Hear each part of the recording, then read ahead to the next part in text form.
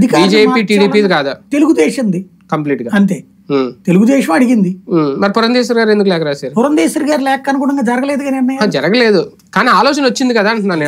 అందరూ రాస్తారు. ఇప్పుడు ఎలక్షన్ అప్పుడు రోజుకు 100 కంప్లైంట్లు ఇస్తారు. అవన్నీ కౌంట్ కాదు, అవన్నీ రొటీన్ అనమాట. బట్ మేనేజ్మెంట్ ఎక్కడ చేయగలిగిందంటే తెలుగుదేశం చేయగలిగింది. ఆ ముగ్గురిని తెప్పించుకోవడం, తీయించడంలో ఎవరైనా సఫర్ అవ్వచ్చు. మన వాళ్ళని ఏపించుకోవడం ముఖ్యం. అక్కడ డీజీపీని మార్చిన విషయంలో కూడా కంప్లీట్ గా టీడీపీదేనా? ఎన్నికల కమిషన్ చేసింది బీజేపీ పాత్ర వెనక నుంచి ఉంటది. ఆ రెండిట్లలో కూడా బీజేపీ పాత్ర ప్రత్యక్షంగా ఉండదు.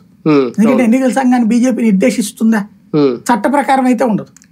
ఇండైరెక్ట్ గా ఇన్ఫ్లుయెన్స్ చేయొచ్చు. అధికారులను మార్చిన ప్రాంతాల్లో మాత్రమే ఎందుకు ఈ వివాదాలు జరిగినాయి? అది ఒకటి, అధికారులకు కొత్త వాళ్ళు పట్టు లేకపోవడం. రెండవది, రాజకీయ వ్యవస్థల మీదన ఆధిపత్యం లేని వాళ్ళు కావడం. అంటే ఏదైనా డెసిషన్ తీసుకునేటప్పుడు అవతల ఉన్నటువంటి నాయకుడితో మీ వాళ్ళు వస్తే మర్యాద ఉండదని చెప్పగలిగేటటువంటి సత్తా ఉండాలి. అది లేకపోవడం.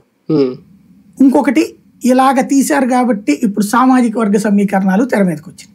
అందులో ఆ కారణంగా కూడా జరిగింది. అది ఎంతవరకు వాస్తవం అని జనానికి తెలియాలి.